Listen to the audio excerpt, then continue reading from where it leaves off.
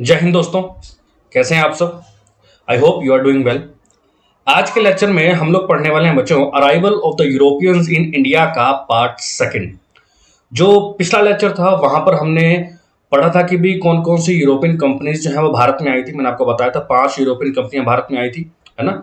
उनमें सबसे पहले थे पुर्तगाली, उसके बाद जो है आपके ब्रिटिशर्स, देन आएंगे डच, देन डेनिश और देन फ्रेंच। 5 यूरोपियन कंपनियां भारत में आई हैं। उनमें जो सबसे पहले थी पुर्तगाली, वो हमने लास्ट लेक्चर पे कवर कर लिया। आज के इस लेक्चर में हम कौन कौन से पढ़ेंगे? ब्रिटिशर्स के बारे में पढ़ेंगे, डच के बारे में पढ़ेंगे, डेनिश और फ्रेंच। ठीक है बच्चों, चलिए तो आइए आज का जो अपना टॉपिक है, आज का जो अपना लेक्चर है उसे शुरू करते हैं। आपको बता दूं इस लेक्चर की जो पीडीएफ है इस लेक्चर के बाद जो है आपको हमारे Telegram channel the bright classroom पर आपको मिल जाएगी। ठीक है, चलिए तो हमारा टॉपिक जो है वो है the arrival of Europeans, that is Dutch. हम सबसे पहले डचों के बारे में पढ़ने वाले हैं। जैसा कि मैंने आपको पिछले लेक्चर में बताया था कि डच लोग कौन से देश के थे? तो ये लोग नीदरलैंड देश के थे, राइट, याद होगा। और नीदरलैंड का मैंने आपको दूसरा नाम बताया था, दैट इज हॉलैंड। नीदरलैंड या हॉलैंड, है ना। तो ये लोग नीदरलैंड देश के थे और इनको क्या कहा जाता था? इनको डच कहते थे। इनके बारे में बेसिक बेसिक बातें हैं। सबसे बेसिक बेसिक बातें क्या हैं? देखिए, मैंने पिछले लेक्चर में आपको बताया भी था कि इस कंपनी का दूसरा नाम क्या है। तो इस कंपनी का दूसरा नाम क्या था? United east India company. क्या नाम था? United east India company. और नीदरलैंड की भाषा में, डच लैंग्वेज में इसको नाम क्या दिया गया? वानिगडे ऊस्ट इडिस्ट कंपेन, है ना। ऐसे आप प्रोनाउंस कर सकते हैं। डच प्रोनाउंसिएशन मेरी अच्छी नहीं होगी, लेकिन हाँ बस आप ये इतना ध्यान रख सकते हैं, यूनाइटेड ईस्ट इंडिया कंपनी। और कब बनी थी? सन 1602 में बनी थी। और ये कैसे बनी थी? नीदरलैंड की जो पार्लियामेंट थी ना, नीदरलैंड की जो संसद थी, वहां पर एक चार्टर लाया गया था, है ना। एक कानून पारित किया गया, उसके तहत जो है यूनाइटेड ईस्ट इंडिया कंपनी की जो है स्थापना की गई, जिसे हम डच ईस्ट इंडिया कंपनी भी कह देते हैं। इंपॉर्टेंट बात क्या है यहाँ पर? आपको याद होगा कि भाई पुर्तगाली जो थे वो भारत में बेसिकली मसालों का व्यापार करने के लिए आए थे ना। मसालों का व्यापार करने आए थे, लेकिन इनका जो उद्देश्य क्या था? जो बेसिकली इनका मेन जो उद्देश्य है वो था कपड़ों का व्यापार। ठीक है, मेन जो इनका उद्देश्य था, हम भी इनको कपड़ों का व्यापार करना था, लेकिन फिर भी डिटेल में पूछ ले तो cotton, Indigo, silk, rice and opium. Opium माने अफीम, है ना। इन सब चीजों की खेती करने, इन सब चीजों का व्यापार करने के लिए बेसिकली ये इंडिया में आए थे। सबसे इंपॉर्टेंट बात जो आपको ध्यान रखनी है, the first company to issue stocks. Stock समझते हैं ना, आपने इकोनॉमिक्स में पढ़ा होगा, शेयर मार्केट, स्टॉक मार्केट। ये पहली क्या ना मल्टीनेशनल कंपनी बन गई थी कि इसने क्या किया था, अपने देश के अंदर जो स्टॉक, जो अपनी कंपनी के जो शेयर्स हैं उन्हें इशू किया था। तो ये सब चीजें वैसे इकोनॉमिक्स में पढ़ते हैं, वहां पर हम पढ़ेंगे भी, लेकिन अभी आप इतना ध्यान रखिए कि वह कंपनी, पहली यूरोपियन कंपनी कौन सी थी जिसने अपने स्टॉक जारी किए थे? तो जवाब क्या हो जाएगा? Dutch east India company. अच्छा, उसके बाद मैंने आपको पिछले लेक्चर में बताया था कि जो पुर्तगाली थे, पुर्तगालियों की जो राजधानी थी, बेसिकली 2 राजधानी थी। सबसे पहले उन्होंने राजधानी बनाई थी कोचीन, उसके बाद उन्होंने राजधानी बनाई थी गोवा, है ना। याद होगा, नीनो डी क्रोहा ने गोवा जो है ट्रांसफर कर दी थी राजधानी। लेकिन अगर क्वेश्चन पूछे कि डचों की फैक्ट्री, सॉरी, डचों की जो हेड ऑफिस है, जो राजधानी थी, वो क्या थी? तो वो थी बताविया। क्या थी? बताविया। प्रेजेंट डे इसको जकार्ता बोलते हैं, कि आज की डेट में क्या बोलते हैं? जकार्ता। यानी कि जकार्ता जो है वो डचों की राजधानी थी। उसके बाद डचों ने मिंट भी स्थापित की थी। मिंट मतलब जहां पे नोट या सिक्के बनते थे ना, तो इन्होंने मिंट बनाई। मिंट यानी कि जहां पर सिक्के बनते थे। और कहां कहां पर बनाई? कोचीन, मसूलीपट्टनम, नागापट्टनम, पौंडीचेरी, पुलिकट। ये मेन वो शहर थे जहां पर इन्होंने मिंट की स्थापना की। कौन कौन से? कोचीन, मसूलीपट्टनम, नागापट्टनम, पौंडीचेरी और पुलिकट। लेकिन लेकिन सबसे इंपॉर्टेंट बात यहां पर यह है कि जो आपकी पुलिकट वाली मिंट थी ना, पुलिकट मिंट, ठीक है, यहां पर इन्होंने बेसिकली ये गोल्ड के सिक्के बनाते थे। यहां पर गोल्ड कॉइन्स बनाते थे, और इन गोल्ड कॉइन्स की खासियत ये थी कि इन गोल्ड कॉइन्स के ऊपर जो है गॉड विष्णु यानी कि लॉर्ड वेंकटेश्वरा, साउथ के अंदर वेंकटेश्वरा बोलते हैं, लेकिन जो लॉर्ड विष्णु है उनकी जो है फोटो बनी होती थी, जैसे आप इस पिक्चर में देख सकते हो ना, लॉर्ड विष्णु है, राइट। और ये कहां पर बनते थे? ये पुलिकट मिंट के अंदर बनती थी। तो ये भी बड़ा इंपॉर्टेंट क्वेश्चन बन जाता है यहां पर कि भाई डच ईस्ट इंडिया कंपनी जो है सोने के सिक्के जो उन्होंने जारी किए, और उस पर कौन से भगवान का चित्र बना हुआ था? तो जवाब हो जाएगा विष्णु भगवान का, या वेंकटेश्वर भगवान भी बोल सकते हैं। और ये कहां पर बनते थे? तो पुलिकट मिंट पर बनते थे। अच्छा, जैसे हमने पिछले लेक्चर में पढ़ा था कि भाई पहला पुर्तगाली जो भारत में आया था वो कौन था? तो उनका नाम था वास्को डी गामा। नाम सबको पता है। वैसे ही क्वेश्चन बन जाता है, क्वेश्चन कहता है कि भाई पहला डच बताइए, पहला डच कौन सा था जो इंडिया में आया था? तो उसका नाम था कॉर्नेलिस डी हाउटमैन। क्या नाम था? Cornelis de Houtman. ये पहला डच था जो भारत में आया था। और भारत में भी कहां पर आया था? तो सुमात्रा और बातम। हालांकि सुमात्रा बातम ये आजकल जो है आज के डेट में इंडोनेशिया का पार्ट है, आज के डेट में इंडोनेशिया का पार्ट है, लेकिन उस टाइम पर किसका पार्ट था? भारत का। तो ध्यान रखिएगा, कॉर्नेलिस डी हाउटमैन पहला डच था जो सुमात्रा में आया था। और पुर्तगालियों का पूछ ले तो वो हम पढ़ ही चुके हैं, तो पुर्तगालियों के कौन आए थे? तो जवाब हो जाएगा वास्को डी गामा, राइट। उसके बाद एक ना और डच व्यापारी था, बड़ा ही फेमस था, उसका नाम था जन ह्यूगन वैन लिनशोटन। क्या नाम था? जन ह्यूगन वैन लिनशोटन, राइट। ये इतना फेमस हो गया था कि इसकी वजह से डच ईस्ट इंडिया कंपनी को कभी कभी जन या वैन कंपनी भी कहा जाने लगा। जन या वैन कंपनी भी जो है कहने लग गए थे। बेसिकली इसने क्या किया था, इसने भारत के अंदर बहुत घूमा, ये भारत के अंदर बहुत घूमा, और इसने जो है एक ना इटिनैरियो भी बना दिया था। इटिनैरियो क्या होता है? इटिनैरियो बेसिकली एक बुक होती है जिसमें जो है ना आप अपने ट्रैवलिंग का सारी डिटेल लिखते हो कि जी मैं यहाँ पर गया, मैं वहां पर गया, इसका रास्ता ये है, इसका रास्ता उधर जाने का ऐसे, इसका रास्ता ऐसे। एक डिटेल अकाउंट लिख दिया था इसने इंडिया के ऊपर, इसलिए ये फेमस हुआ और इसी की वजह से डच ईस्ट इंडिया कंपनी भी फेमस हुई। दैट इज द रीजन कि भाई डच ईस्ट इंडिया कंपनी को जन या वैन कंपनी भी कहा जाता है। तो इस चीज का भी आपको ध्यान रखना है कि कभी कभार अगर डच ईस्ट इंडिया कंपनी ना भी बोले तो जन या वैन कंपनी भी बोल देता है। आप ये फोटो देख सकते हैं, ये है जन या वैन, ठीक है, लिनशॉटन, और ये इनका जो है इटिनैरियो था। इसके अंदर, इस बुक के अंदर जो है इन्होंने इंडिया की सारी डिटेल लिखी थी, ठीक है। चलिए अब हम देखेंगे कि भाई पुर्तगालियों ने अपनी फैक्ट्रियां स्थापित की थी। याद होगा मैंने आपको बताया था, एक ट्रिक बताया था CCG, है ना। वैसे ही क्वेश्चन आता है कि भाई डचों ने अपनी फैक्ट्रियां कहां कहां स्थापित की थी। वैसे एग्जाम के अंदर बेसिकली 2 ही पूछता है स्टार्टिंग की, लेकिन आप यहाँ पे सारी लिख सकते हैं। और डचों द्वारा कौन कौन सी फैक्ट्रियां स्थापित की? सबसे पहले मसूलीपट्टनम 1605 में, उसके बाद पुलिकट 1610 में, उसके बाद है सूरत 1616 में, Chinsurah that is in Paschim Bengal, West Bengal में है, 1653 में। उसके बाद कासिम बाजार, रत्ना, बालासोर, पटना, नागापट्टनम यहाँ पर स्थापित की 1669 में, और कोचीन की बात करें तो यहाँ पर स्थापित की 1663 में। आपको स्टार्टिंग की 2 ही याद रखनी होती है, मेन तो स्टार्टिंग की 2 ही आती हैं। मसूलीपट्टनम की बात करें तो आज के टाइम में मसूलीपट्टनम को कहा जाता है मछलीपट्टनम, मछलीपट्टनम इसे कहा जाता है, और ये पड़ता है आंध्र प्रदेश में, ठीक है।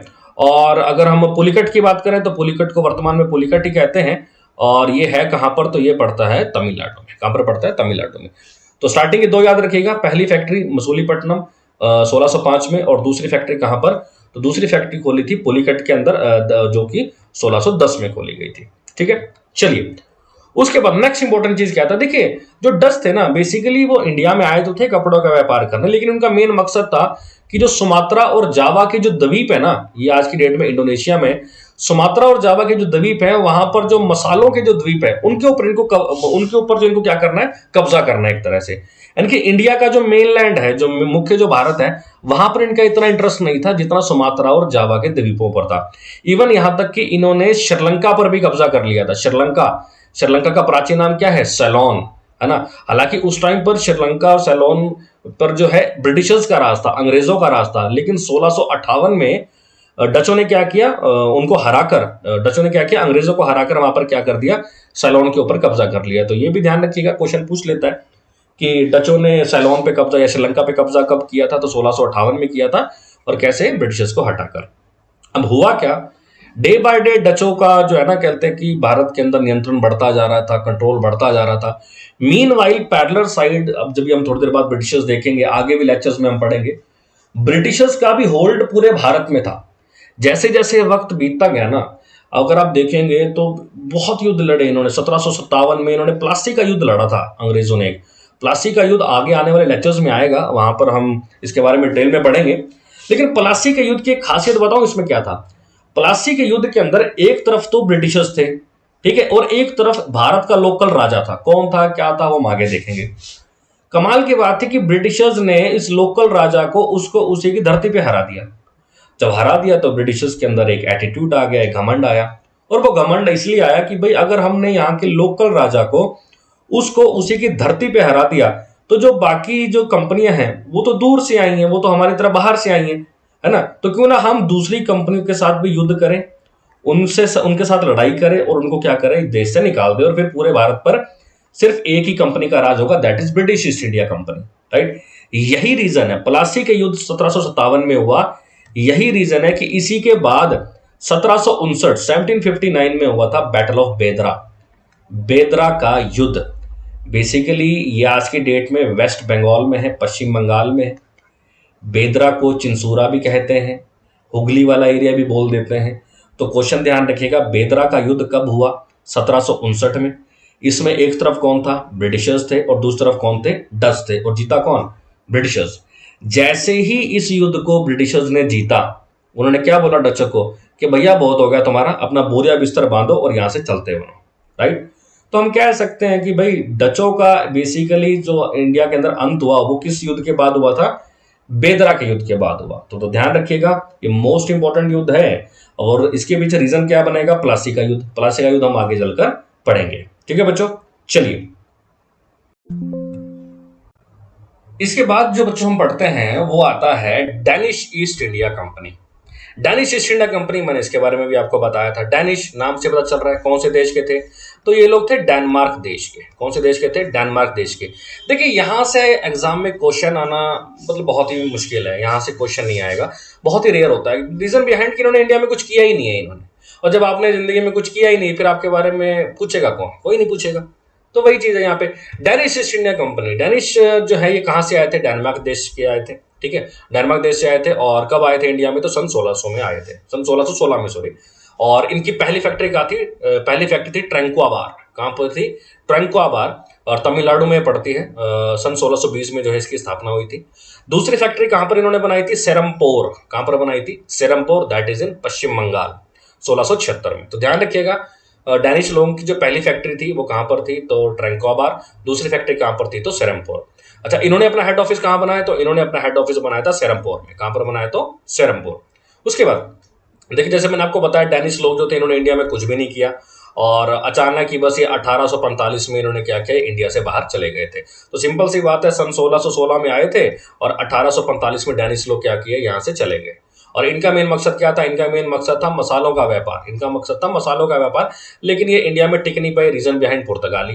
क्योंकि अगर आपको याद हो, मैंने आपको एक अल्बुकर्क नाम का बंदा बताया था पिछली क्लास में, और अल्बुकर्क ने क्या कहा था कि भैया भारतीय महिलाओं से शादी कीजिए, इंडिया को अपना घर ही समझिए और यहाँ पर रिलेशंस बनाएंगे। तो ऑब्वियस सी बात है, पुर्तगालियों के पास बहुत लोकल सपोर्ट था, और पुर्तगाली पहले से मसालों का व्यापार कर ही रहे थे, तो पुर्तगाली क्यों टिकने देते डचों को? तो डचों, सॉरी, डेनिश लोगों को। तो ये जो डेनिश लोग थे बेसिकली यहाँ पर टिक नहीं पाए, और ये जो है इंडिया से बाहर चले गए थे 1845 में, राइट। उसके बाद अगली जो हम कंपनी पढ़ते हैं उस कंपनी का नाम है French east India company. French east India company, नाम से ही पता चल रहा है कौन से देश की थी? तो ये थी बच्चों फ्रांस देश की, है ना। फ्रांस की राजधानी पेरिस। अब इसके बारे में क्वेश्चन ये पूछेगा आपसे कि भाई जो फ्रेंच ईस्ट इंडिया कंपनी थी, जब इसकी स्थापना हुई तो उस टाइम पे फ्रांस का राजा कौन था? किस मंत्री ने जो है उस राजा की मदद की थी इस कंपनी की स्थापना करने में, है ना। अच्छा, इन्होंने जो अपनी फैक्ट्रियां कहाँ कहाँ खोली थी? तो फ्रेंच ईस्ट इंडिया कंपनी की अगर हम बात करें तो सबसे पहली बात, इस कंपनी की स्थापना हुई थी सन 1664 में। इस कंपनी की स्थापना हुई सन 1664 में। ये इसका फ्रेंच में नाम है। उसके बाद और ये जो है किस राजा ने इसकी स्थापना की थी? तो लुइस 14th। लुइस 14th ने फ्रेंच ईस्ट इंडिया कंपनी की स्थापना की। और किस मंत्री ने इनकी सहायता की थी? काल्बर्ट। कॉल्बर्ट लिखे इसको, वैसे हिंदी में काल्बर्ट प्रोनाउंस करते हैं हम। तो काल्बर्ट नाम का एक मंत्री था जिसने फ्रेंच ईस्ट इंडिया कंपनी की स्थापना करने में मदद की थी। एज यूजुअल हमें फैक्ट्रियों के बारे में पता होना चाहिए। तो जो पहली फैक्ट्री थी फ्रेंच की वो खोली गई थी सूरत में। सूरत में खोली थी, और किसने खोली थी? फ्रांसिस कैरोन ने। किसने खोली? फ्रांसिस कैरोन ने। दूसरी फैक्ट्री कहां पर खोली गई थी? मसूलीपट्टनम में 1669 में। मसूलीपट्टनम 1669। और किसने खोली? पर्शियन मैकरा। पर्शियन मैकरा। तो ध्यान रखिएगा, पहली फैक्ट्री सूरत में और दूसरी फैक्ट्री कहां पर? मसूलीपट्टनम में। सबसे इंपॉर्टेंट बात, आप लोगों ने पौंडीचेरी नाम सुना होगा, है ना। पौंडीचेरी नाम सबने सुना, आज के टाइम में केंद्र शासित प्रदेश है, यूनियन टेरिटरी है। पौंडीचेरी की अगर मैं बात करूं तो पौंडीचेरी की खोज की थी फ्रांसिस मार्टिन ने। ध्यान रखिएगा, यहाँ पे है फ्रांसिस कैरोन, लेकिन यहाँ पर अब नाम आ रहा है फ्रांसिस मार्टिन, ठीक है। फ्रांसिस मार्टिन ने पौंडीचेरी की स्थापना की थी और पौंडीचेरी की खोज की थी। और फ्रांसिस मार्टिन ही जो है वो क्या थे? वो फ्रेंच के पहले गवर्नर थे। फ्रांसिस मार्टिन ही क्या थे? फ्रेंच के पहले गवर्नर थे। आई होप यहाँ तक चीजें समझ में आ गई होंगी। उसके बाद फ्रेंच की अगर हम बात करें तो फ्रेंच ने जो है मॉरिशियस, आपने देश सुना होगा मॉरिशियस। तो फ्रेंच ने मॉरिशस के ऊपर कब्जा कर लिया था 1721 में। माहे केरल में है, आज की डेट में भारत का हिस्सा है। तो माहे जो मालाबार तट पर है वहां पर 1715 में कब्जा कर लिया था। क्राइकल दैट इज इन तमिलनाडु, क्राइकल की बात करें तो यहां पर कब्जा कर लिया था 1738 में। तो ये कुछ एक सन है, इंपॉर्टेंट है। मॉरिशस पर कब्जा कर लिया फ्रेंच ने 1721 में। माहे है केरल में, लेकिन आज की डेट में है पौंडीचेरी का जिला, ठीक है ना। ध्यान रखना, हम इंडियन ज्योग्राफी के अंदर पढ़ेंगे इसके बारे में, माहे के बारे में। भारत का सबसे छोटा जिला है क्षेत्रफल के हिसाब से ये। तो माहे पर कब्जा कब कर लिया? 1715 में। और क्राइकल जो कि तमिलनाडु में है, इस पर कब्जा कब कर लिया था? तो 1738 में। पहले फ्रेंच गवर्नर जो इंडिया में आए थे, फ्रेंच ईस्ट इंडिया कंपनी के गवर्नर कौन थे? पौंडीचेरी के गवर्नर कौन थे? Francis Martin. लेकिन फ्रेंच ईस्ट इंडिया कंपनी के इंडिया में गवर्नर कौन थे? तो डुप्ले। नाम ध्यान रखिएगा, डुप्ले। पूरा नाम याद करने की जरूरत नहीं है आपको, वैसे पूरा नाम है इनका जोसेफ फ्रांसिस डुप्ले। डुप्ले इनको प्रोनाउंस करते हैं। डुप्ले ने क्या किया था? डुप्ले ने 1746 में मद्रास पे कब्जा कर लिया। कमाल की बात है ना, 1740 में डुप्ले कैप्चर्ड मद्रास इन 1746। और इंग्लिश यानी कि जो ब्रिटिशर्स थे उन्होंने फिर फ्रेंच से आजाद कब कराया? 1748 में, ठीक है ना। तो ध्यान रखिएगा, डुप्ले ने मद्रास पे कब्जा कब किया? 1740 में। और ब्रिटिशर्स ने उसको कब छुड़वा लिया? 1748 में। तो डुप्ले पहला यूरोपियन था जो क्या करता था, जो भारत के जो अलग अलग राजा थे ना, जैसे मान लो ये राजा है, ये राजा है, ये आपस में लड़ रहे हैं, तो डुप्ले बीच में आ जाता था कि भाई साहब क्यों लड़ रहे हो, राजीनामा कर लो ना, राइट। तो डुप्ले पहला यूरोपियन था जिसने क्या किया था, जो भारत के जो राजा थे ना उनका आपस में राजीनामा करवाना, किसी तरह से राजीनामा करवाया, कुछ एरिया उसका ले लिया, कुछ एरिया उसका ले लिया, ले भी अपनी जगह बीच में खाट बिछा दी। इस तरह से था डुप्ले। तो डुप्ले इसलिए इंपॉर्टेंट हो जाता है कि पहला यूरोपियन बताइए जिसने जो है ऐसी पॉलिसी शुरू की थी जहां पर वो क्या ना भारत के राजाओं का राजीनामा वगैरह करवाता था। तो जवाब क्या हो जाएगा? तो जवाब हो जाएगा डुप्ले, राइट। उसके बाद नेक्स्ट इंपॉर्टेंट बात, अभी हमने जब पढ़ा, मैंने आपको बताया था कि 1757 में हुआ था प्लासी का युद्ध, राइट। और 1759 में हुआ था बेदरा का युद्ध। तो ऑब्वियस सी बात है, प्लासी के युद्ध के बाद कॉन्फिडेंस आया, बेदरा के युद्ध के बाद तो फिर और कॉन्फिडेंस हो गया, और कॉन्फिडेंस आ गया ब्रिटिशर्स को। बोले यार इनको डचों को तो निकाल दिया, फ्रेंच की बारी है। देखिए 1760 में हुआ था वेंडिवाश का युद्ध। कौन सा युद्ध हुआ था? वेंडिवाश का युद्ध हुआ था भाई। भाई वेंडिवाश का युद्ध क्यों इंपॉर्टेंट है, मैं आपको बता दूं। हम ना मैं एक अलग से एक लेक्चर बनाऊंगा जिसके अंदर ना कर्नाटिक वॉर्स आएंगी। कर्नाटिक वॉर्स, कर्नाटक वॉर 3 युद्ध हुए थे। जो वेंडिवाश का युद्ध है ना, वेंडिवाश का युद्ध, ये थर्ड कर्नाटिक वॉर का ही हिस्सा है। ध्यान रखिएगा, हम इसके लिए अलग से लेक्चर बनाएंगे वेंडिवाश के युद्ध के ऊपर, वर्ल्ड हिस्ट्री के अंदर हम इसके बारे में देखेंगे। लेकिन जो कर्नाटिक वॉर है ना, ये 3 वॉर हुई थी। और जो थर्ड कर्नाटिक वॉर हुई थी ना 1756 से 1763, 1756 से 1763 के बीच में, उसी के बीच में वेंडिवाश का युद्ध हुआ था 1760 में, ठीक है। तो वेंडिवाश का युद्ध वैसे पार्ट किसका है? कर्नाटिक वॉर का है। कर्नाटिक वॉर कौन सी? थर्ड। तो इसको हम अलग से पढ़ेंगे। लेकिन वेंडिवाश के युद्ध में बेसिकली हुआ क्या था, हुआ क्या था इसके अंदर? तो बड़ा ही सिंपल था। वेंडिवाश का युद्ध, बैटल ऑफ वेंडिवाश, एक तरफ थे ब्रिटिशर्स, एक तरफ था फ्रांस। ऑब्वियस सी बात है, जीता कौन? ब्रिटिशर्स जीत के। 1760 में हुआ था युद्ध। वेंडिवाश की बात करें तो आज की डेट में इसको कहा जाता है वंडावसी।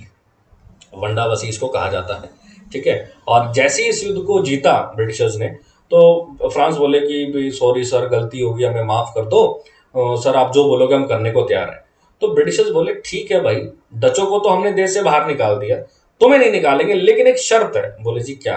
बोले शर्त ये है फ्रांस वालों, आज के बाद ना तुम कभी भी इंडिया पे राज नहीं करोगे, तुम सिर्फ और सिर्फ व्यापार करोगे, यानी कि राज करेंगे हम लोग, ठीक है। और तुम लोग सिर्फ क्या करोगे? व्यापार करोगे, ट्रेड करोगे, और उसमें से भी कुछ परसेंट हमें दोगे व्यापार का। बोले अगर ये शर्त मंजूर है तो ठीक है, नहीं तो चलो इंडिया से बाहर। तो फ्रांस वाले मान गए थे। तो क्वेश्चन आता है कि भाई किस युद्ध को हारने के बाद, किस युद्ध को हारने के बाद फ्रेंच जो है बस वो एक व्यापारिक कंपनी बन के रह गई थी, ट्रेडिंग कंपनी बन के रह गई थी? तो उसका जवाब होगा बैटल ऑफ वेंडिवाश, वेंडिवाश का युद्ध। वेंडिवाश युद्ध के युद्ध के बाद फ्रेंच जो है बस एक ट्रेडिंग कंपनी, व्यापारिक कंपनी बनकर रह गई थी, ठीक है। तो अभी तक हमने क्या क्या पढ़ लिया? हमने डच पढ़ लिए, हमने डेनिश पढ़ लिए, हमने फ्रेंच भी पढ़ लिए, हमने पुर्तगाली पढ़ लिए पिछले लेक्चर में। अब आती है सबसे important company, that is British East India company. नाम सबको पता ही है, क्योंकि ये भैया इन्होंने 1947 तक हमारे देश पे राज किया है, तो इनके बारे में तो बहुत लंबी हिस्ट्री है ना। तो ब्रिटिश ईस्ट इंडिया कंपनी की बात करें, बेसिक बेसिक बातें हैं जो आपको कुछ पता ही है कि भाई इसकी स्थापना किसने की थी। तो इसकी स्थापना की थी एलिजाबेथ फर्स्ट ने। इसकी स्थापना कब हुई थी? तो 31 दिसंबर सन 1600 में हुई थी। ये एक प्राइवेट कंपनी थी, ध्यान रखिएगा, ये एक प्राइवेट कंपनी थी, पहले कुछ लोगों ने मिलकर इसको खोला था। और कंपनी का नाम क्या था? Governor and company of merchants of London trading into the east Indies, और शॉर्ट फॉर्म में हम बोल देते हैं BEIC, that is British East India company. आपको बता दूं, ब्रिटिश ईस्ट इंडिया कंपनी ने ना 1608 में डिसाइड किया कि यार हम ना सूरत में जाके फैक्ट्री खोलेंगे। सूरत दैट इज इन गुजरात। अब सूरत में जाके फैक्ट्री खोलनी है, तो इसके लिए इन्होंने क्या किया? इसके लिए इन्होंने वहां इंग्लैंड के एक राजा थे जेम्स प्रथम, ये नाम याद रखिएगा, जेम्स प्रथम इंग्लैंड के राजा थे।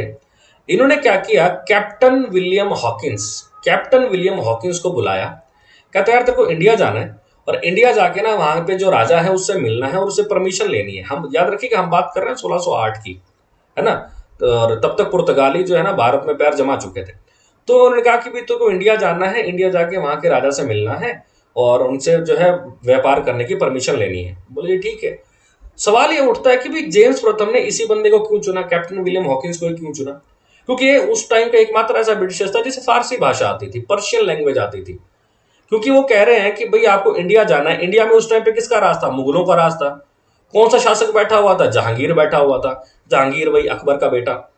तो 1608 में जेम्स फर्स्ट ने कैप्टन विलियम हॉकिंस को जहांगीर के दरबार में भेजा था। और जब वो आया तो उसने जहांगीर से किस भाषा में बात की होगी? दिमाग लड़ाइए। ऑब्वियस सी बात है, उसने किस भाषा में बात की? फारसी में बात की थी। कमाल की बात यह है कि एक बार ये क्वेश्चन KBC में भी आया था, कि क्वेश्चन ये आया था कि बिना जिस जहाज से ये आया था ना कैप्टन विलियम हॉकिंस, ठीक है, उस जहाज का नाम था हेक्टर। जिस जहाज से इंडिया आया था उस जहाज का नाम था हेक्टर। तो कहता है जब ये इंडिया उतरा तो ये बताओ, ये जो हेक्टर जहाज था इसका कप्तान कौन था, कौन इसे कमांड कर रहा था? तो ध्यान से देखिए, कैप्टन विलियम हॉकिंस, हॉकिंस के नाम के आगे कैप्टन लगा हुआ है, और कैप्टन उसी के नाम के आगे लगता है जिसे जहाज चलाना आता है। तो यही इसका जवाब था, विलियम हॉकिंस। ठीक है, तो ये भी KBC में क्वेश्चन आया था, मुझे अमाउंट एग्जैक्टली याद नहीं है, तो ध्यान रखिएगा। भाई कैप्टन विलियम हॉकिंस जो है भारत पे आया था, उसके जहाज का नाम क्या था? हेक्टर था। और ये पहला अंग्रेज था जो भारत में सी रूट से आया था। ठीक है, और किसके दरबार में आया था? तो जहांगीर के दरबार में आया था। और जहांगीर के दरबार में आकर इसने कौन सी भाषा में बात की थी? तो फारसी भाषा में बात की। और कमाल की बात, जहांगीर से इतना खुश हुआ, इतना खुश हुआ, जहांगीर ने हॉकिंस को 3 चीजें दे दी। 3 चीजें कौन कौन सी थी? ध्यान रखिएगा। एक तो व्यापार करने की मंजूरी जो इन्हें चाहिए थी, कि भाई ठीक है भैया आप अपना व्यापार कर लो। दूसरा थी खान की उपाधि, खान टाइटल। खान होता था मुगलों की आर्मी में ना, जो सेनापति टाइप होता था उसको खान बोलते थे। तो एक मान सम्मान के लिए जो है खान की उपाधि दी थी, एक टाइटल दिया था किसको? हॉकिंस को। और क्या दिया साथ में? खान की उपाधि के बाद एक दिया इनको 400 मनसब। ये क्वेश्चन कई बार एग्जाम में आता है, 400 मनसब। मनसब क्वेश्चन कई बार पूछा गया कि मनसब क्या होता है? मनसब का मतलब होता है जमीन का टुकड़ा। सिंपल भाषा में जैसे हम आज के टाइम में बोलते हैं ना, किला, बिग्घा, एकड़, वैसे ही उस टाइम चलता था मनसब। मनसब का मतलब क्या है? जमीन का टुकड़ा। तो आप सिंपल भाषा में ऐसे समझ सकते हो कि जहांगीर ने हॉकिंस को 400 किले जमीन दी थी, ऐसा समझ सकते हो, व्यापार करने के लिए। आप ये फोटो देख सकते हैं यहाँ पर। ये बैठा है जहांगीर, और यहाँ पर कौन है? यहाँ पर ये रहा कैप्टन विलियम हॉकिंस, फारसी में बात कर रहे हैं, और जहांगीर खुश हो रहा है। ठीक है ना। चलिए, अगला इंपॉर्टेंट पॉइंट, 1612 में अब कुछ एक और बंदे भी आए हैं, उनके बारे में भी आपको पता होना चाहिए। 1612 में एक ना एक इंग्लिश कमांडर आया था, मतलब एक और बंदा आया था, उसका नाम था Thomas best, captain Thomas best. Right, इसके जहाज का नाम क्या था? ड्रैगन था। इसके साथ एक और जहाज था छोटा सा, उसका नाम था ओशिएंडर। क्या नाम था? ओशिएंडर। तो ये भी ध्यान रखिएगा, थॉमस बेस्ट के जहाज का नाम क्या था? ड्रैगन और ओशिएंडर। राइट, और जब ये आ रहे थे तो याद है आपको, मैंने पिछली क्लास में बताया था, याद करो, blue water policy. Blue water policy के तहत क्या हुआ? वहीं पर आगे जब ये आ रहा था इंग्लैंड से, तो सामने पुर्तगाली मिल गए। पुर्तगाली मिल गए तो पुर्तगाली ने क्या कह रखा था कि समुद्र से गुजरना है तो भैया पैसे दो, नहीं तो लड़ाई करो। तो वहीं 1612 में याद होगा बैटल ऑफ सवाली, सवाली का युद्ध हुआ था। एक तरफ पुर्तगाली थे और दूसरी तरफ कौन थे? तो दूसरी तरफ थे आपके कौन? Thomas best. ठीक है, चलिए उसके बाद क्या हुआ? मुगल एम्परर जहांगीर, उन्होंने क्या किया? एक फरमान जारी कर दिया और कंपनी को कहा कि भैया आप सूरत गुजरात में क्या कर लो, आप अपनी फैक्ट्री स्थापित कर लो, हमें कोई दिक्कत नहीं है। उसके बाद सन 1615 में सर थॉमस रॉ भी आया था मुगल दरबार के अंदर। राइट। और वो किस लिए आया था कि जी हमने जो सूरत में फैक्ट्री बनाई है ना, उसकी प्रोटेक्शन के लिए, उसकी सुरक्षा के लिए भी हमें थोड़ी बहुत फोर्स दे दो आप अपनी। तो जहांगीर ने इनको कुछ सिपाही भी दिए थे कि ठीक है, ये आपके वहां की क्या करेंगे, रखवाली करेंगे। ठीक है, तो ये सन बड़े इंपॉर्टेंट है, कौन कौन सा अंग्रेज कब कब आ रहा है, यही पूछा जाता है। ठीक है, चलिए अब देखिए, ब्रिटिशर्स जो है ना, इंग्लिश जो थे, ब्रिटिशर्स जो थे, वो बड़े चालाक थे। उनको पता था इंडिया में क्या करना है, कैसे करना है। देखिए 1608 में ब्रिटिशर्स आए हैं, पुर्तगाली आए हैं 1498 में। तो टेक्निकली देखें तो लगभग 110 साल हो चुके हैं पुर्तगालियों को भारत में। पुर्तगालियों के पैर ज्यादा जमे हुए इंडिया के अंदर, है ना। अब ब्रिटिशर्स ने क्या किया, ब्रिटिशर्स कहते हैं यार हमें इंडिया में व्यापार करना है तो हमें मदद चाहिए। अब मदद कैसे करें, तो इन्होंने क्या किया, ब्रिटिशर्स बड़े चालाक थे। ब्रिटिशर्स ने क्या किया, एक शादी करवाई। शादी करवाई है, इस शादी को कहेंगे रॉयल मैरिज। ठीक है, इस शादी को क्या कहेंगे, रॉयल मैरिज, शाही शादी। इस शाही शादी में जो दूल्हा था वो तो था ब्रिटिशर्स का लड़का, है ना। और जो दुल्हन थी वो थी पुर्तगालियों की लड़की। दूल्हे का नाम था चार्ल्स द्वितीय और लड़की का नाम था कैथरीन ब्रिगेंजा। ठीक है, तो पुर्तगालियों की लड़की थी और ब्रिटिशर्स का राजा था, ब्रिटिशर्स का जो है दूल्हा था। इनकी शादी करवाएगी आपस में। बेसिकली शादी हो रही है यूरोप के अंदर, ठीक है, लेकिन इसका सीधा इंपैक्ट अब कहां पर पड़ेगा, सीधा इंपैक्ट पड़ेगा इंडिया के ऊपर। क्योंकि भैया इंडिया के अंदर पुर्तगाली पहले से व्यापार कर रहे थे, अब ब्रिटिशर्स क्या करेंगे, पुर्तगालियों की मदद मांगेंगे। पुर्तगालियों को मदद करनी पड़ेगी क्योंकि वो लड़की वाले हो गए यहाँ पे अब, है ना। अच्छा, कमाल की बात क्या है कि भैया 1662 में शादी हुई, पहले 61 में होनी थी। और दूसरी इंपॉर्टेंट बात यहाँ पर क्या था कि दहेज दिया गया था, डाउरी दी गई थी, और दहेज लड़की वाले देते हैं। तो यहाँ पर पुर्तगालियों ने अंग्रेजों को दहेज में पता क्या दिया था, बॉम्बे। क्वेश्चन कई बार एग्जाम में आता है कि भाई पुर्तगालियों ने अंग्रेजों को दहेज में क्या दिया, तो दहेज में दिया था बॉम्बे। अब बॉम्बे, अब देखो भाई ये लड़का है, इसको बॉम्बे मिल गया, इसने क्या, मैं बॉम्बे का क्या करूंगा, इसने उस बॉम्बे को उठाकर क्या किया, ब्रिटिश ईस्ट इंडिया कंपनी को किराए पे दे दिया। अब सोचो, पुर्तगाली बॉम्बे पे, बॉम्बे पुर्तगालियों का था, पुर्तगालियों ने दहेज दिया दूल्हे को, दूल्हे ने क्या किया, उसको आगे किराए पे दे दिया ब्रिटिश ईस्ट इंडिया कंपनी। और कमाल की बात पता कितना किराया था, 10 पाउंड। ये भी एग्जाम में आता है कि कितना किराया था भाई, जब उसने कितना किराया वसूलने लगा वो ब्रिटिश ईस्ट इंडिया कंपनी से, तो जवाब क्या हो जाएगा, 10 पाउंड। ठीक है, ये वो एग्रीमेंट था जिसके तहत जो है उन्होंने बॉम्बे को जो है क्या किया था, ब्रिटिश ईस्ट इंडिया कंपनी को किराए पे दे दिया था 10 पाउंड पे। ठीक है, चलिए नेक्स्ट इंपॉर्टेंट चीज, फैक्ट्रीज ऑफ ब्रिटिशर्स, अंग्रेजों द्वारा स्थापित कौन कौन सी फैक्ट्रियां हैं। तो 1608 सूरत, ये तो आप समझ ही गए, है ना, जब कैप्टन विलियम हॉकिंस भारत में आया था, 400 मनसब दिए थे, ये वही आ गई। दूसरी फैक्ट्री खोली गई थी मसूलीपट्टनम में, मसूलीपट्टनम जिसे आज के टाइम में मछलीपट्टनम भी कहते हैं, और आज के टाइम में इसे कृष्णा भी कहते हैं, कृष्णा भी कहा जाता है। ठीक है, और कहाँ पर है ये, आंध्र प्रदेश में। तीसरी फैक्ट्री कहाँ पर है, अरमागांव। अरमागांव कहाँ पर, पुलिकट, दैट इज इन मद्रास। तो ये फैक्ट्रीज हैं, इनका भी आपको ध्यान रखना है। उसके बाद नेक्स्ट इंपॉर्टेंट पॉइंट, 1639 की बात थी। एक ना इंग्लिश मर्चेंट था, एक ना अंग्रेज व्यापारी था, उसका नाम था फ्रांसिस डे। क्या नाम था, फ्रांसिस डे। तो साउथ के अंदर एक चंद्रगिरी का राजा था, चंद्रगिरी एक जगह है, वहां का एक राजा था। उसने फ्रांसिस डे को परमिशन दे दी कि आप क्या करो, मद्रास यानी कि चेन्नई के अंदर फैक्ट्री लगा सकते हो। ध्यान रखना, अब साउथ के अंदर ये अब एक्सपेंशन कर रहे हैं अपना।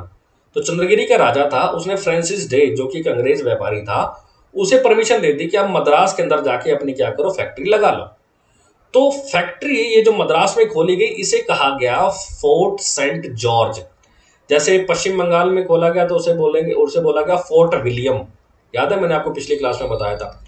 वैसे ही जो मद्रास के अंदर फैक्ट्री खोलेगी उसे कहा गया था Fort Saint George, right, which place Masulipatnam as the English headquarter. अब हुआ क्या, दक्षिण भारत के अंदर, दक्षिण भारत के अंदर अंग्रेजों ने फिर अपना हेडक्वार्टर कहाँ बनाया, मसूलीपट्टनम में बनाया। ठीक है, और इसीलिए इसीलिए मद्रास का यानी कि जो चेन्नई है उसका वास्तविक संस्थापक किसे कहा गया, ब्रिटिशर्स को कहा गया। मसूलीपट्टनम बेसिकली मद्रास के अंडर ही आता था उस टाइम पे। ठीक है, तो ध्यान रखिएगा, फ्रांसिस डे था, ठीक है, ये एक अंग्रेज व्यापारी था। इसने क्या किया था, चंद्रगिरी के राजा से परमिशन ली और मद्रास के अंदर फैक्ट्री स्थापित की। उसको क्या कहा गया, फोर्ट सेंट जॉर्ज नाम दिया गया, राइट। और वहीं से जो है अंग्रेजों ने क्या किया, साउथ इंडिया, दक्षिण भारत के अंदर अपनी राजधानी कहाँ बनाई, मसूलीपट्टनम। और यही रीजन है कि मद्रास का वास्तविक संस्थापक किसे कहा जाता है, तो मद्रास का वास्तविक संस्थापक कहा जाता है ब्रिटिशर्स को, ठीक है। उसके बाद नेक्स्ट इंपॉर्टेंट चीज, एक और बंदा है गेराल्ड ओंगियर, ये थोड़ा सा इंपॉर्टेंट है। गेराल्ड ओंगियर, इससे क्या कहा गया, रियल फाउंडर ऑफ बॉम्बे इन 1669, है ना। तो क्वेश्चन पूछ ले रियल फाउंडर ऑफ बॉम्बे किसे कौन है, तो गेराल्ड ओंगियर। तो ये इंपॉर्टेंट है, बस थोड़ा स्टैटिक है, बस इसको याद कर लेना, नथिंग मोर इंपॉर्टेंट। दो मिशन है, बस उनके बारे में जान लो, उसके बाद फिर अपना लेक्चर कंप्लीट है। एक तो है नॉरिस मिशन। नॉरिस मिशन क्या था, विलियम थर्ड इंग्लैंड का एक राजा था, विलियम थर्ड इंग्लैंड का एक राजा था। उसने 1698 में एक और कंपनी बनाई थी, उस कंपनी का नाम था English company trading in the east. Norris mission क्या था, 1698 में एक राजा था विलियम थर्ड, ठीक है, इंग्लैंड का राजा था, उसने कंपनी बनाई, कंपनी का नाम था English company trading in the east. इनका मेन मकसद क्या था, इनका मेन मकसद ये था कि भैया विलियम नॉरिस नाम के बंदे को भारत में भेजो, वो औरंगजेब से मिलेगा, उस टाइम भारत पे औरंगजेब था जो राज कर रहा था, तो वो औरंगजेब से मिलेगा और वो क्या करेगा, कंसेशन मांगेगा, वह भारत के अंदर व्यापार करने के लिए क्या करेगा, कंसेशन मांगेगा। हम ये आगे चलकर पढ़ेंगे, जब हम मुगल्स के बारे में पढ़ेंगे ना, तो वहां पर क्या था, औरंगजेब ने ना अलग अलग टैक्स लगा दिए थे, अलग अलग कंपनियों पे, ब्रिटिश ईस्ट इंडिया कंपनी पर भी टैक्स लगा दिए थे। तो नॉरिस मिशन इसलिए भारत में भेजा गया था ताकि जो है क्या हो, इंग्लिश कंपनी को कुछ कंसेशन मिल सके, ठीक है। एक तो ये आपको ध्यान रखना है। एक जो नेक्स्ट मिशन है वो है सर जॉन सरमन मिशन। क्या है, सर जॉन सरमन मिशन। 1717 में जॉन सरमन आया था इंडिया के अंदर, ठीक है, और वो किससे मिला, मुगल शासक था फारूक शेर। ये नाम याद रखना, बड़ा इंपॉर्टेंट है, मुगल में दोबारा नाम आएगा। तो फारूक शेर से मिला और रिक्वेस्ट वगैरह की, और फारूक शेर ने इसे एक रॉयल फरमान दे दिया था। फरमान भी कह सकते हो, दस्तक भी कह सकते हो, ये एग्जाम में क्वेश्चन कई बार आता है। कहता दस्तक क्या थी, दस्तक कुछ नहीं है, एक रॉयल फरमान है। उसमें यह था कि भाई British East India Company Bengal, Gujarat, Hyderabad, Madras, Bombay, Orissa, Bihar, ये जो एरिया है ना, यहाँ पर ये एक ही बार टैक्स दो, फिर पूरा साल आपको टैक्स देने की जरूरत नहीं है। फिर आप चाहे कितना भी व्यापार करो, एक बार जैसे भाई आप बस का पास लेते हो ना, एक बार पैसे दे दिए, उसके बाद फिर चाहे कितनी बार आप बस में ट्रैवल करो, वही चीज है कि आप एक ही बार टैक्स भर दो, उसके बाद पूरा साल आप उस एरिया में व्यापार करो। ये था दस्तक। और इस दस्तक को ईस्ट इंडिया कंपनी क्या मानती थी, मैग्ना कार्टा ऑफ कंपनी। क्या मानती थी, मैग्ना कार्टा ऑफ मानती। तो ये था sir John Surman mission. I hope आपको सारी चीजें अच्छे से समझ में आ गई होंगी। अब जल्दी से हम एक बार रिपीट कर लेते हैं, हमने पढ़ा क्या क्या है। हमने टॉपिक शुरू किया कि भारत में यूरोपियन कंपनियों का जो आगमन है, उसका हम दूसरा पार्ट शुरू करने वाले हैं। फिर हमने देखा कि भाई डच भारत में आए थे।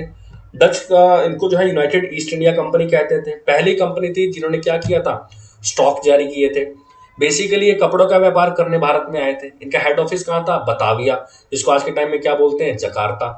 अच्छा, इन्होंने मिंट बनाई थी जहां पर ये सिक्के बनाते थे, तो कोचीन, मसूलीपट्टनम, पुलिकट, नागापट्टनम, पौंडीचेरी। सबसे इंपॉर्टेंट कौन सी थी, तो सबसे इंपॉर्टेंट थे आपकी पुलिकट मिंट। पुलिकट क्यों, क्योंकि यहाँ पे सोने के सिक्के बनाते थे जिन पर विष्णु देवता, विष्णु भगवान, वेंकटेश्वर भगवान बने होते थे। कॉर्नेलिस डी हाउटमैन पहला यूरोपियन था जो भारत में आया था, सुमात्रा में आया था, राइट।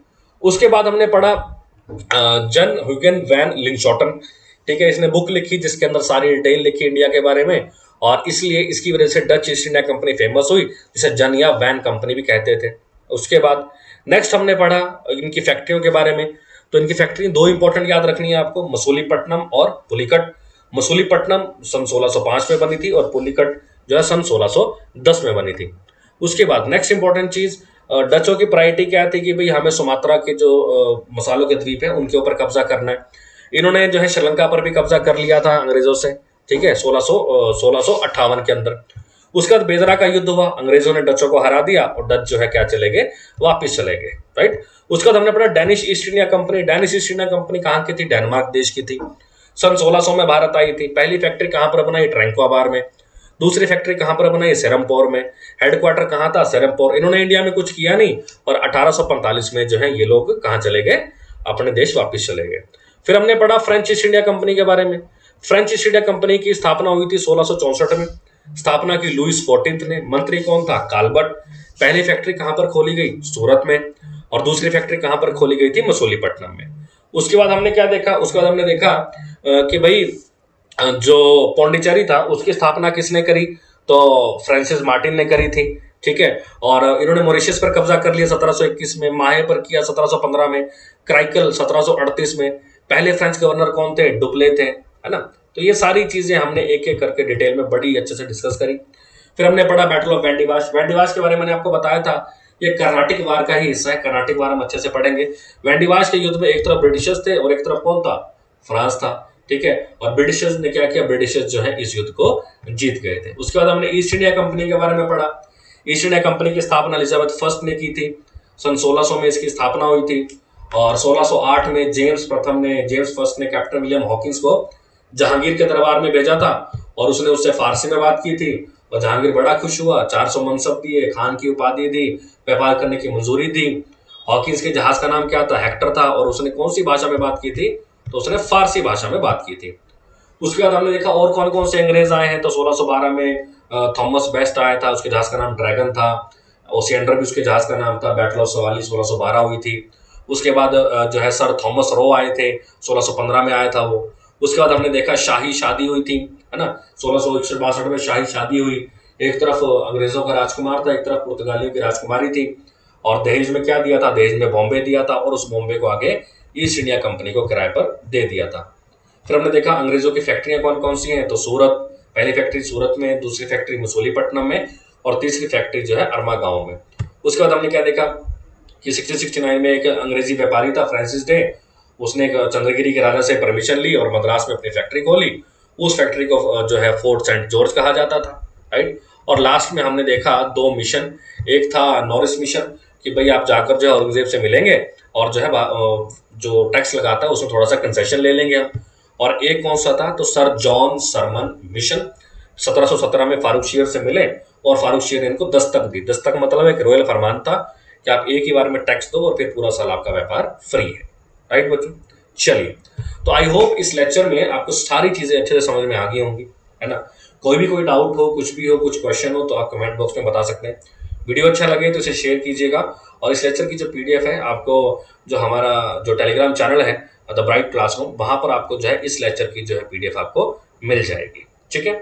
चलिए मिलते हैं नेक्स्ट लेक्चर के अंदर। Thank you so much. जय हिंद, जय भारत।